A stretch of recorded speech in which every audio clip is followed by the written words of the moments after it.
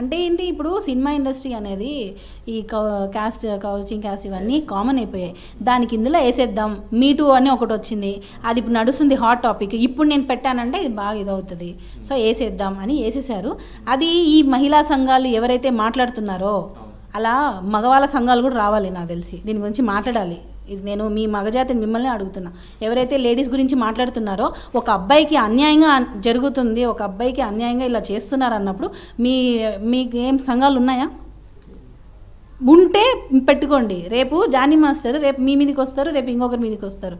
So మీ మగవాళ్ళ కోసం కూడా మాట్లాడే సంఘాలు కానీ హ్యూమన్ రైట్స్కి కానీ పెట్టుకుంటే మంచిది. ముఖ్యంగా అంటే జనసేన పార్టీలో చాలా కీలక పాత్ర పోషించాడు, పిఠాపురం కాన్స్టిట్యున్సీలో తిరిగాడు. అయితే ఈ ఎపిసోడ్ బయటికి రాగానే జనసేన పార్టీ ఒక ప్రెస్ రిలీజ్ చేసింది, పార్టీ కార్యక్రమాలకు దూరంగా ఉండాలి జానీ మాస్టర్ అని. ఆ సందర్భంలో మీ ఫీలింగ్ ఏంటి? అప్పుడు జానీ మాస్టర్ ఏం మాట్లాడాడు?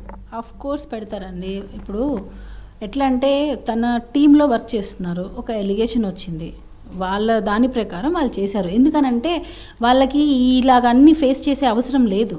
పార్టీ కోసం పని చేసినా ఎందుకు తాత్కాలికంగా అని పెట్టారంటే వాళ్ళు ప్రజలకి సేవ చేయడానికి వచ్చారు, ఈ ట్రోల్స్ చూడడానికి కాదు. ఇప్పుడు కొంచెం సేపు పెట్టారనుకోండి, ఇప్పుడు వాళ్ళ జోలికి పోరు కదా, వాళ్ళు అడగరు కదా ఎందుకు పెట్టారు, వాళ్ళ పని డిస్టర్బ్ అవుతుంది కదా. సో పెట్టి ప్రజల సేవ కోసం అని చెప్పి జస్ట్ హోల్డ్ చేశారు అంతే. ఇంకోటి సస్పెండ్ చేశారు, అది సస్పెండ్ చేయలేదు. ఇలా అభియోగం వచ్చింది, నిన్ను నువ్వు ప్రూవ్ చేసుకొని రా, అది. సో జనసేనలో ఉన్న వాళ్ళు ఎప్పుడు అన్యాయంగా ఎవరికి ఏం చేయరండి.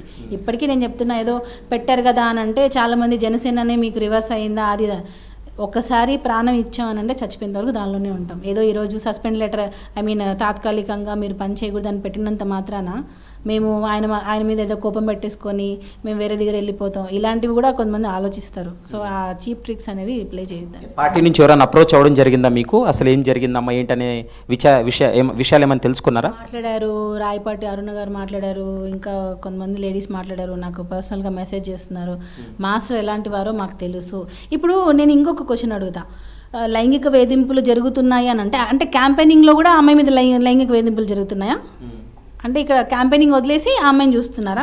2 నెలలు జనసేన కోసం షూటింగ్స్ అన్నీ మానేసి దీని గురించే తిరిగారు. మరి ఎక్కడ ఆ అమ్మాయి లైంగిక వేధింపులు జరిగాయి, ఎక్కడ ఆ అమ్మాయిని షూటింగ్స్ ఆపామంటే మాస్టర్ పని మాస్టర్ చేసుకోవడమే సరిపోయింది. ఆ అమ్మాయికి టైం కేటాయించేది ఎక్కడ ఉంది?